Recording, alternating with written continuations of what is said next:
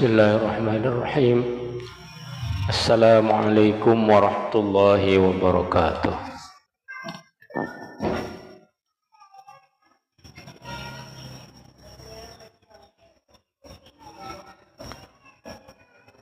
Bismillahirrahmanirrahim. Walhamdulillah.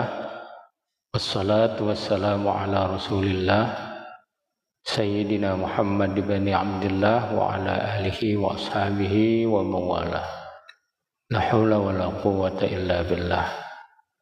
Nawaitu ta'alluma wa ta'alim wa tazakkura wa tazkir wa naf'a wal intifa'a wal ifadata wal istifadah wal hassa ala tamassuki bi kitabillah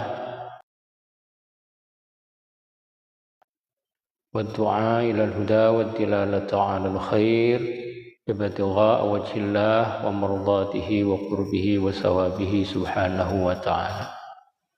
Ala hadhihi niyyah wa ala kulli niyatin salihah wa ila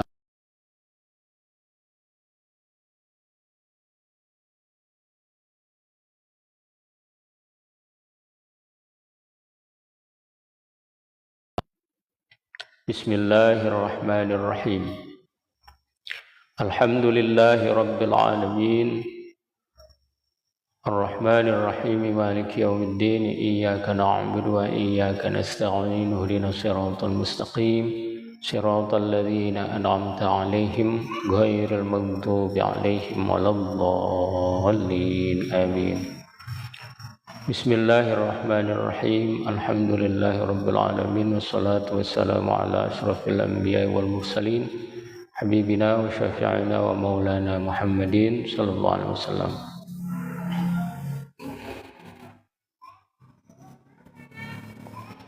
Amma ba'du fa aqulu rabbi ighfir lana wa liwalidayna warhamhuma kama rabbayana shighara wa limasyayikhina fid din wa liman lahu haqqun alaina wa li jami'il muslimina wal muslimat wal mu'minina wal mu'minat amin ya rabbal alamin.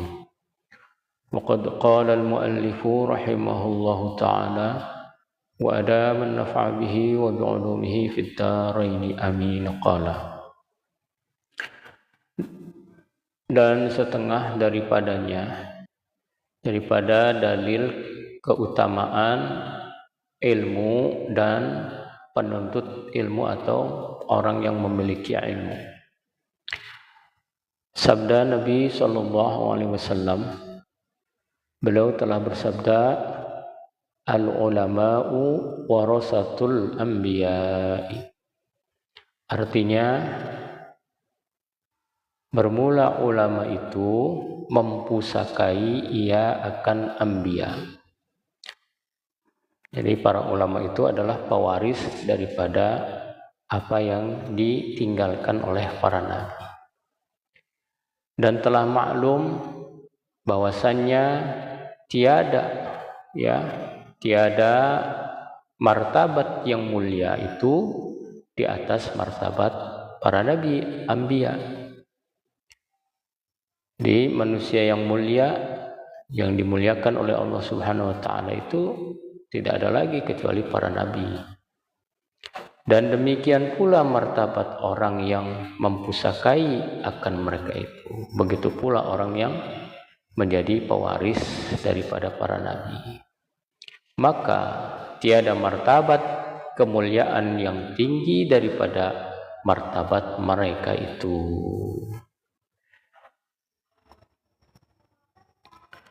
Dan setengah daripadanya sabda Nabi sallallahu alaihi wasallam, afdhalun nasi al-mu'minul alimul ladzi in ihtija ilaihi nafa'a wa in istughniya anhu aghna nafsahu wa in istughna anhu aghna nafsahu.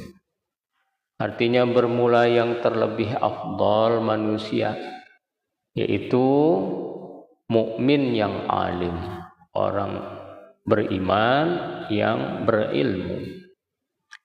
Adalah mereka itu jika dikehendaki orang, kalau ada orang yang membutuhkan kepadanya, niscaya memberi manfaat mereka itu akan dia. Jadi orang alim itu, orang berilmu itu hidupnya manfaat. Terlebih jika dia dibutuhkan oleh orang lain.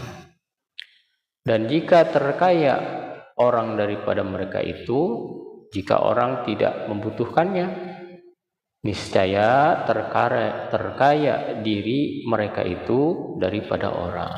Ya, dia juga tidak butuh orang kok, gitu.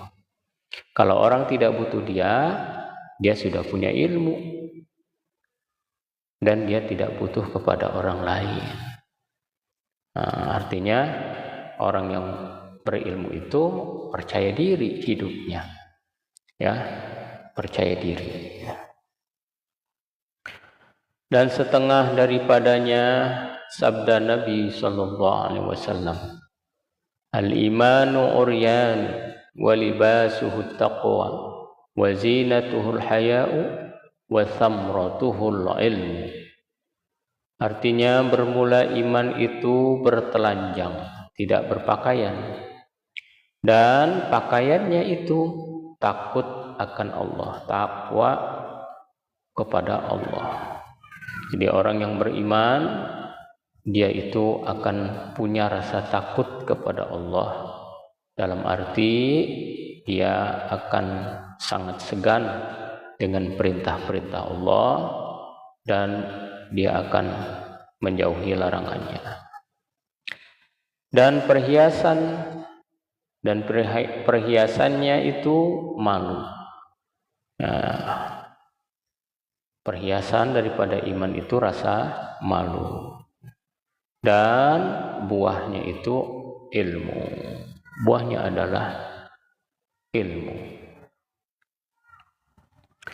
Dan lagi sabda Nabi sallallahu alaihi wasallam, aqrabun nasi min darajatin nubuwati ahlul ilmi wa ahlul jihadi wa amma ahlul ilmi fayadulluna an-nasa ala ma ja'at bihi ar-rusul wa amma ahlul jihadi fajahadu bi asyafihim ala ma ja'at bihi ar-rusul. Artinya bermula manusia yang terhampir kepada derajat anbiya. Maksudnya adapun orang yang paling dekat dengan derajat para nabi, ya, siapa orang yang paling dekat dengan derajat para nabi? Yaitu yang mempunyai ilmu. Ya, orang berilmu ini dekat derajatnya dengan para nabi. Kenapa? Karena para nabi memang berilmu. Dan orang yang perang sabil, begitupun ya, orang yang mengikuti perang sabil. Adapun orang yang mempunyai ilmu, kenapa dia derajatnya itu seperti derajat nabi atau sangat dekat dengan para nabi? Maka yaitu menunjukkan mereka itu akan manusia atas agama. Karena orang yang berilmu agama itu akan memberikan petunjuk kepada agama, ya, yang datang dengan dia oleh Rasulullah. Jadi siapa para penolong Rasulullah? Yaitulah mereka orang-orang yang berilmu, yang mengajarkan ilmu, mengajak orang untuk dekat kepada Allah dan Rasulnya. Adapun orang yang perang sabil itu, maka yaitu perang mereka itu dengan segala pedang mereka itu akan kufar, orang-orang kafir, karena meninggikan agama Islam yang didatangkan dengan dia oleh Rasulullah sallallahu alaihi wasallam. Adapun para syuhada, mengapa mereka itu dimuliakan? Oleh karena mereka pun mengikuti apa yang diperintah oleh Nabi dan Rasul, meninggikan agama. Jadi jihad tidak sembarang jihad. Jihad harus tujuannya adalah meninggikan agama. Maka jihad tujuannya bukan perang, bukan mati syahid, bukan. Bukan agar mereka yang berperang itu mati. Kalau tujuannya mati itu salah. Tujuan berperang untuk hidup. Lalu kenapa berperang? Ada syaratnya. Jadi orang Islam baru boleh berperang kalau dia tidak boleh melaksanakan ibadah atau dia diusir dari kampungnya atau dari tempat tinggalnya atau berperang melawan penjajah. Di luar itu tidak boleh. Maka suatu ketika sahabat diriwayatkan bahwa sahabat Sayyidina Umar radhiyallahu anhu ketika perang telah berkecamuk, beliau dihadapkan kepada seorang musuh, di mana ketika itu musuh itu terdesak oleh Sayyidina Umar sehingga jatuh. Nah, ketika itu Sayyidina Umar itu kan berarti dalam posisi yang bisa dikatakan menang. Tapi sekonyong-konyong tiba-tiba si orang ini meludahi daripada Khalifah Umar radhiyallahu anhu. Sayyidina Umar diludahi oleh dia. Lalu apa yang dilakukan Sayyidina Umar? Justru Sayyidina Umar meninggalkan orang tersebut. Kenapa ditinggalkan? Karena beliau takut berperang bukan karena Allah, tapi berperang karena nafsunya. Karena ketika dia diludahi oleh orang tersebut, timbullah kemarahan yang ada dalam jiwanya. Begitu. Maka ketika itu Sayyidina Umar membiarkan orang itu. Begitu. Ya, dikarenakan takut, khawatir dia perang bukan karena Allah, tapi karena nafsunya.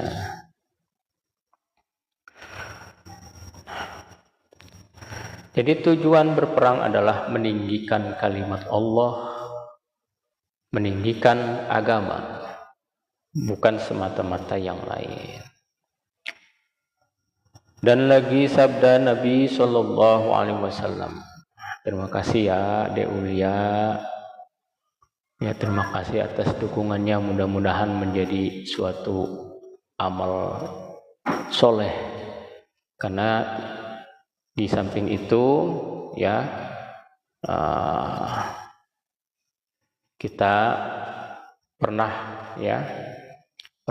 mendengar dari para ulama bahwasanya Nabi kita Muhammad sallallahu alaihi wasallam, Waalaikumsalam, itu bersabda. Apa sabda Nabi? Man dalla 'alal khair kafa'ilihi. Siapa yang menunjukkan akan kebaikan, maka dia seolah-olah berbuat kebaikan itu. Jadi yang menonton live ini apabila ini adalah konten yang berguna, silahkan di-share agar menjadi pahala buat kita. Share, komen, like untuk mendukung live ini. Mudah-mudahan bermanfaat. Dan lagi sabda Nabi sallallahu alaihi wasallam, Al-alimu aminullahi fil ardi. Artinya bermula orang yang alim itu dipercayai oleh Allah Ta'ala di dalam bumi. Jadi orang yang berilmu itu mendapat kepercayaan dari Allah untuk menjadi khalifah di bumi.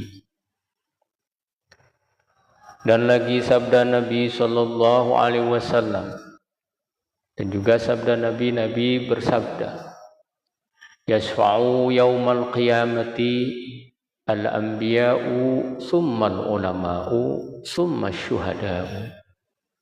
Artinya bahwasannya lagi akan memberi syafaat pada hari kiamat oleh anbiya, oleh para nabi. Jadi nanti kata sabda Nabi SAW, nanti manusia itu memberi syafaat. Siapa yang paling pertama memberi syafaat atau pertolongan kepada manusia yang lain? Pertama para nabi. Kemudian ulama memberikan syafaat. Ya, kemudian syuhada. Setelah itu orang-orang yang meninggal dalam berperang jihad jalan Allah Subhanahu wa taala. Jadi orang yang syuhada bahkan dibelakangkan daripada ulama. Jadi ulama lebih dahulu memberikan syafaat daripada syuhada. Jadi sahabat semua, kita harus mengupayakan bagaimanapun keadaan kita untuk menuntut ilmu. Kenapa? Karena menuntut ilmu itu ringan, tapi pahalanya besar. Ya, lebih ringan daripada menjadi syuhada. Kenapa? Karena syuhada ini pertama harus punya keberanian. Begitu. Ya, tidak hanya hayalan keberaniannya. Memang dia menghadapi musuh yang akan membunuh dia. Begitu. Jadi sangat berat untuk menjadi syuhada. Tapi begitu sangat beratnya, kalah dengan para penuntut ilmu derajatnya. Nah, jadi menuntut ilmu ini adalah satu investasi yang legit. Kalau bahasa sekarang tuh legit. Yang investasi yang murah tapi hasilnya banyak. Itu ilmu. Ya, investasinya sedikit, nggak perlu capek, nggak perlu effort yang berlebihan begitu. Tidak seperti perang.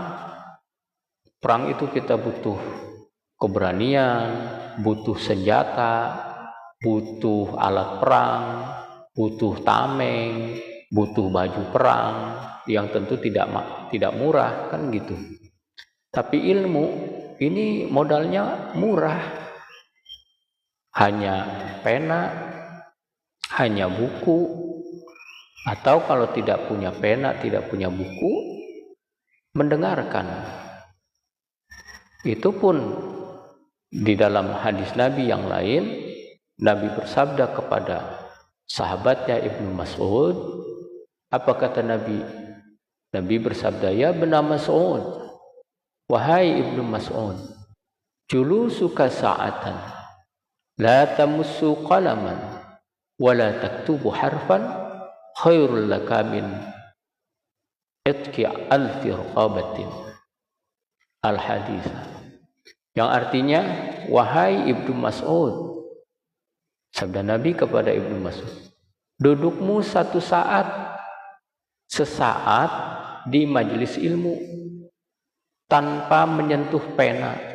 Kamu enggak bawa pena, punya pulpen, dan engkau tidak menulis satu huruf pun, satu huruf tidak ditulis. Ilmu itu cuma didengarkan begitu, didengarkan, disimak begitu. Ngerti enggak ngerti, dia belajar begitu. Itu kata Nabi lebih baik daripada memerdekakan 1000 hamba sahaya, 1000 budak. Bayangkan satu budak itu mahal harganya, ratusan juta kalau sekarang ada begitu. Ya, itu ratusan juta harga budak itu.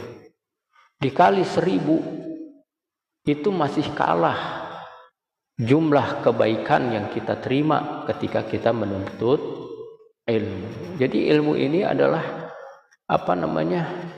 investasi yang sedikit modalnya, tapi luar biasa untungnya, keuntungannya luar biasa. Bahkan di dalam sabdanya yang lain, ya, itu dengan menuntut ilmu, dosa-dosa yang telah kita lakukan Allah hapus, ya, dihapus oleh Allah Subhanahu wa taala dengan menuntut ilmu. Bahkan belum kita melangkahkan kaki ke majelis ilmu sudah diampuni oleh Allah Subhanahu wa taala berkah menuntut ilmu. Nah, jadi kita tentu saja adalah hamba yang penuh dengan kekurangan, hamba yang penuh dosa dan kelemahan. Maka tidak ada cara lain supaya kita mendapatkan kebahagiaan dunia wal akhirah, dengan kita mendapatkan keridhaan Allah, yaitulah menuntut ilmu. Dengan ilmu insya Allah memaafkan kita, Allah meridhoi daripada apa yang telah kita perbuat dari kesalahan kita. Karena dengan kita menuntut ilmu, kita telah berniat untuk menjadi orang yang baik. Ya, sama-sama. Ya, banyak petir ya. Mudah-mudahan hujannya menjadi suatu keberkahan. Amin ya rabbal alamin. Terima kasih.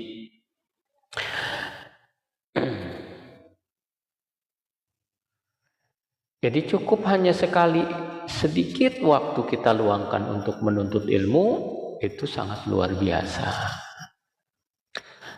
Dan lagi sabda Nabi sallallahu alaihi wasallam, yastaghfiru lil alimi ma fis samawati wa ma fil ardi. Kemudian Nabi kita Muhammad sallallahu alaihi wasallam bersabda, akan memintakan ampun buat orang alim, orang yang menuntut ilmu, orang yang mengajarkan ilmu. Siapa yang meminta ampun? Segala sesuatu yang ada di langit dan di bumi. Tuh, berapa hebatnya pahala orang menuntut ilmu. Kita susah-susah, ya Allah minta ampun, sholat taubat, segala macam gitu.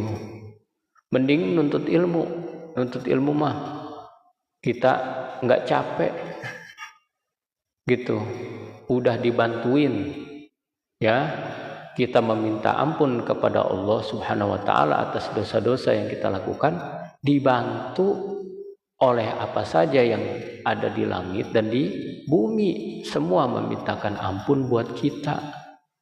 Bayangkan, mungkin kalau kita saja yang meminta ampun kepada Allah, belum tentu Allah terima kan? Tapi bayangkan, apa-apa yang di langit, di bumi, mereka bermohon kepada Allah, ya Allah ampuni si fulan. Begitu. Semua, batu-batu, pepohonan, hewan, tumbuhan, gunung-gunung, semua. Dan yang di langit ini para malaikat, mereka memintakan ampun untuk orang yang menuntut ilmu dan orang yang mengajarkan ilmu. Betapa beruntungnya orang itu.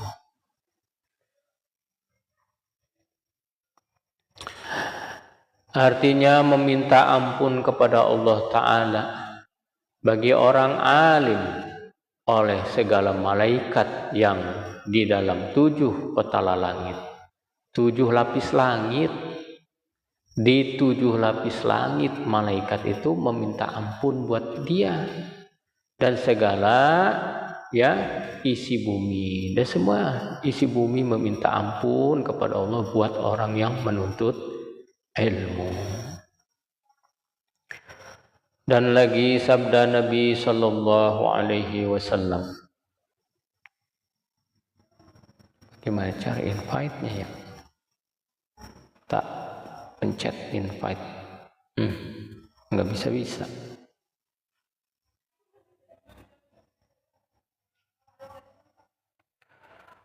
Baik. Dan lagi sabda Nabi sallallahu alaihi wasallam, man tafaqqaha fi dinillahi kafahu Allah taala, ya,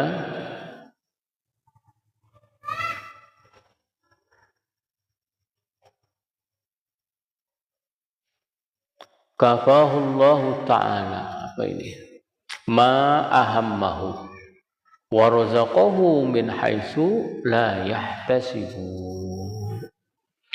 Artinya barang siapa belajar ilmu fikih, ilmu agama. Jadi yang dimaksud ilmu di sini adalah ilmu agama, bukan yang lain-lain, ya. Padahal ia berkehendak mendirikan agama Allah Ta'ala, niscaya memadai oleh Allah Ta'ala akan segala yang dicita-citanya. Allah berjanji dia akan akan memenuhi segala yang dicita-citakannya dan memberi ia rezeki akan dia dengan sekira-kira tiada dikira-kiranya. Jadi Allah juga akan memberikan rezeki yang tidak disangka-sangka arah datangnya. Dan tiada diusaha, ya, diusahainya. Dia nggak perlu usaha. Memudahkan Allah Ta'ala akan rezeki dengan tiada diusahainya dan tiada, ya, bicarakannya.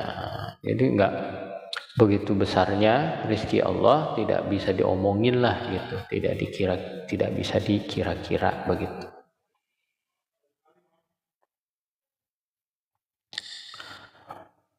Dan lagi sabda Nabi sallallahu alaihi wasallam, fadlul alimi 'alal 'abidi kafadli 'ala adna rajulin min ashabi.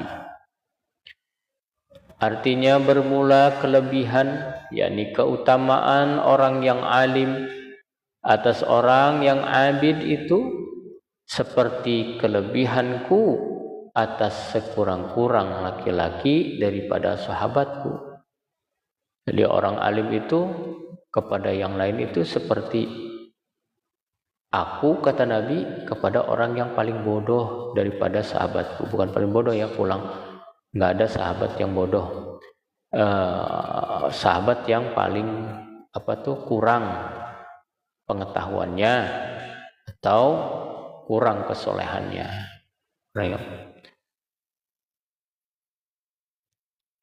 yakni murad dengan orang yang alim itu, maksudnya orang yang alim itu yaitu orang yang mengetahui ilmu thariqah dan ilmu hakikat. Ya, jadi orang alim itu, kata Syekh Abdul Somad Palembang, adalah orang yang mengetahui ilmu thariqah, yakni ilmu cara menjalankan ibadah, ilmu fikih itu, dan ilmu hakikat juga ilmu tauhid. Dan murad dengan orang yang abid, adapun yang dimaksud dengan orang yang abid itu yaitu orang yang mengetahui ilmu syariat juga, yakni alim fikih. Jadi abid di sini maksudnya dia itu tahu ilmu fikih. Karena orang yang jahil akan ilmu itu tiada dinamakan abid. Jadi abid di sini yang dimaksud ya dia tahu ilmu syariah, begitu. Nah, yang abid saja di sini kalah dengan orang yang alim tadi. Maksudnya alim dengan ilmu thariqah dan ilmu hakikat, tidak hanya ilmu syariah.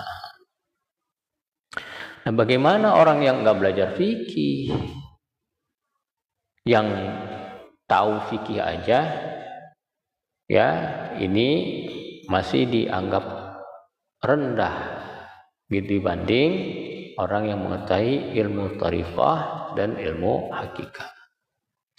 Karena ibadahnya itu tiada sah melainkan dengan ilmu. Nah, dikatakan abid karena ya dikatakan abid itu alasannya, abid itu adalah orang yang tahu syariah, begitu. Bukan orang yang tidak tahu syariah, itu nggak dikatakan abid. Kenapa? Karena ya dia dikatakan tadi abid, ibadah, tukang ibadah, berarti kan ibadahnya dia tahu sah, gitu. Kalau dia tidak tahu ilmu syariah, berarti ibadahnya tidak sah. Kalau ini ibadahnya secara syariah sudah bagus, gitu. Ya, maka dikatakan abid. Nah, dan telah maklum bahwasannya ilmu thariqah dan hakikat itu terlebih derajatnya daripada ilmu fikih. Jadi memang kita itu ya itu 3 pokok ilmu yang harus kita jalankan berbarengan. Begitu, ilmu syariah yakni ilmu tentang hukum-hukum agama. Yang kedua ilmu thariqah, yakni bagaimana cara mengamalkannya dengan baik, begitu, dengan etika-etika agama yang bagus, gitu. Dan yang ketiga dengan i'tiqad yang bagus, yaitu ilmu hakikat. Sehingga setelah kita mengamalkan mengamalkan ibadah itu, kita tidak berpegang kepada diri kita, tidak mengandalkan amal perbuatan kita, tetapi kita mengandalkan daripada keimanan kita kepada Allah. Kita serahkan bahwasannya amal ibadahku ini tidak bisa kulakukan kecuali atas pertolonganmu ya Allah. Dan ilmu usuluddin seperti yang disebutkan oleh Imam Al-Ghazali di dalam kitabnya yang bernama Jawahirul Quran. Jadi di dalam kitab Jawahirul Quran karangan Imam Al-Ghazali itu dikatakan seperti itu. Dan lagi sabda Nabi sallallahu alaihi wasallam, fadlul mu'minil alimi 'alal mu'minil 'abidi bisab'ina darajatan. Artinya bermula kelebihan atau keutamaan orang yang mukmin, yang alim atas orang yang abid. Jadi yang abid itu tadi dia tahu ilmu syariah, itu tak ya, dia jalankan ibadah dengan syaratnya, rukunnya, begitu. Dia menjaga daripada apa yang membatalkannya, itu namanya abid. Itu keutamaannya daripada abid itu 70 derajat di atasnya. Ya, orang alim 70 derajat lebih hebat, lebih tinggi daripada seorang abid, yakni orang yang ibadah hanya menggunakan syariat saja. Nah. Dan lagi sabda Nabi sallallahu alaihi wasallam, bainal alimi wal abidi mi'atu darajatin ma baina kulli darajataini hadratul jawadil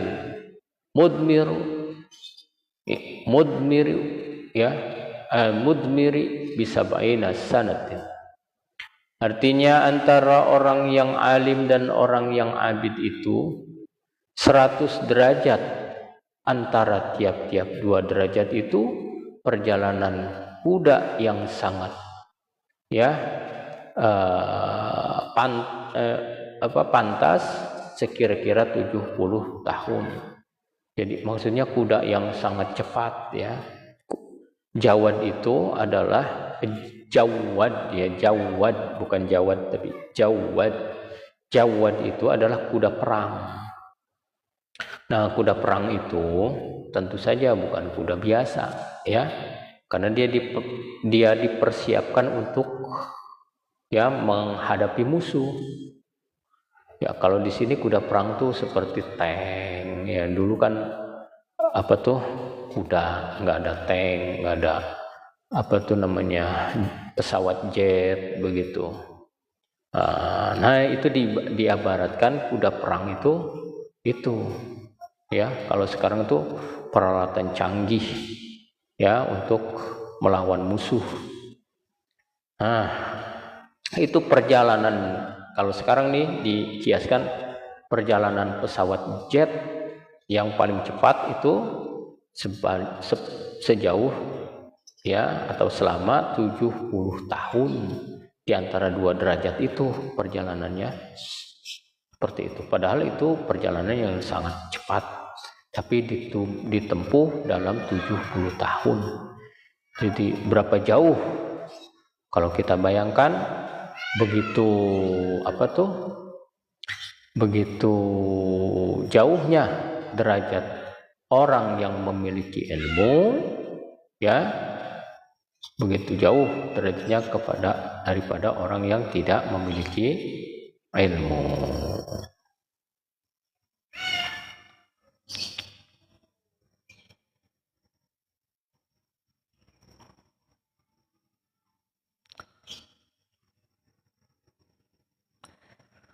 Baik, kita sambil santai ya.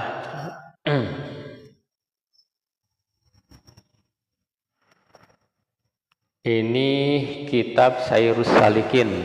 Wah, ini sahabatku nih, kayaknya nih sahabatku nih, temanku nih, sahabatku Ustadz Al-Mukarram Ahmad Najimi. Ini kitab Sayrus Salikin, sahabat. Sayrus Salikin karangan Syekh Abdul Somad Palembang. Dan lagi sabda Nabi sallallahu alaihi wasallam, yab'asullahul ubada yaumal qiyamati summa yab'asul ulama'a summa yaqulu ya ma'syarul ulama'i inni lam adau ilmi, jadi wadu'a yadau, jadi lam adau, lam ya wadu'a yadau, lam adau ya, jadi inni lam adau ilmi fikum illa li ilmi bikum walam adau ilmi fikum li'u'adzibakum idhabu faqad ghafartu lakum. Artinya membangkitkan Allah Ta'ala akan segala orang abid. Nanti orang tukang ibadah Allah bangkitkan pada hari kiamat. Kemudian maka membangkitkan ia akan segala ulama. Kemudian Allah bangkitkan para ulama. Maka berfirman Allah Ta'ala dengan katanya, kemudian Allah berfirman, hai segala ulama, wahai para ulama, bahwasannya tiada aku taruh ilmuku padamu, melainkan karena ya mengetahui aku, ya pengetahuanku dengan kamu, kecuali aku tahu siapa kamu. Di Allah Ta'ala berfirman, wahai para ulama, ya aku tidak memberikanmu ilmu kecuali aku tahu sebetulnya siapa kamu. Dan tiada aku taruh ilmuku pada kamu karena aku siksa akan kamu. Dan aku meletakkan ilmu ke dalam hatimu itu bukan berniat untuk menyiksamu. Tuh. Maka lalulah ke dalam surga.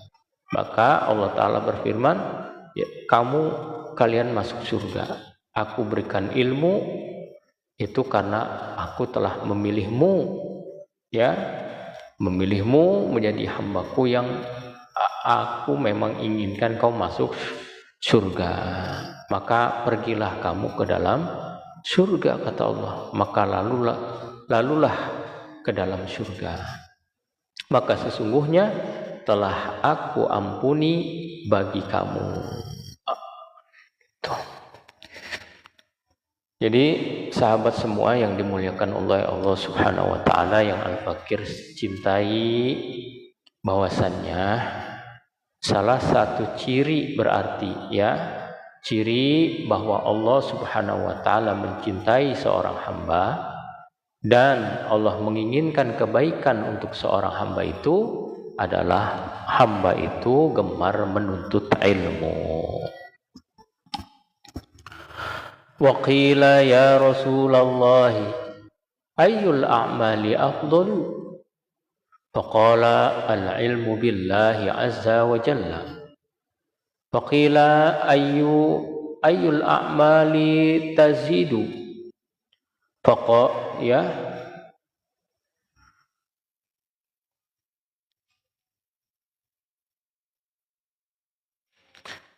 ini mungkin ada salah cetak ya. Faqala al-ilmu billah. Faqila nas'alu 'anil amali wa tujibu 'anil ilmi. Faqala inna qalilal amali yanfa'u ma'al ilmi billah wa inna katsiral amali la yanfa'u ma'al jahli billah. Nah, ini salah satu keunikan, ya, yang jarang kita sadari. Artinya sembah sahabat. Ada sahabat yang bertanya bagi Rasulullah Sallallahu Alaihi Wasallam dengan katanya, orang itu mengatakan, ya Rasulullah, apa segala amal yang terlebih afdal? Sahabat itu bertanya, amal apakah yang paling utama ya Rasulullah? Maka sabda Rasulullah, yaitu mengetahui Allah Azza wa Jalla, yaitulah ilmu tentang ma'rifatullah, tentang mengenal Allah. Maka sembahnya dia bertanya lagi, apa segala amal yang terlebih pahalanya itu? Kemudian sahabat itu bertanya lagi, amalan apa yang lebih dari itu ya Rasul? Itu